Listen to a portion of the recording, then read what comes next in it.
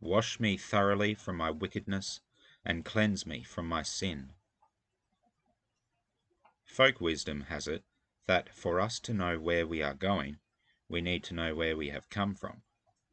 Sometimes we also need to be reminded about where we are.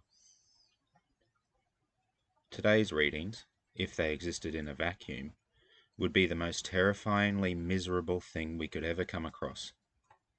It holds two positions that we must always keep in mind.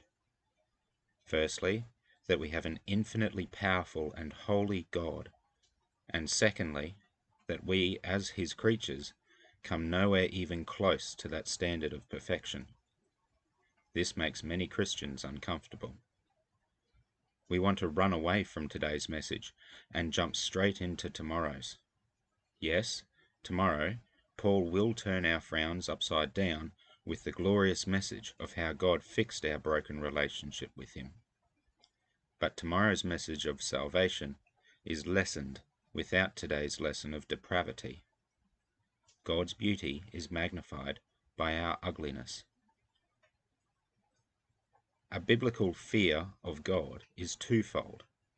Yes, a fear that we deserve punishment for breaking the universal moral code that God spoke to the Jews and wrote in the hearts of the Gentiles.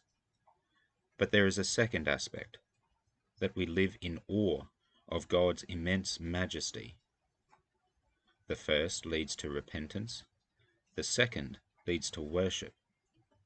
As the psalmist demonstrates, the first moves into the second. And in worshipping God, we have all the truths of heaven and earth revealed to us.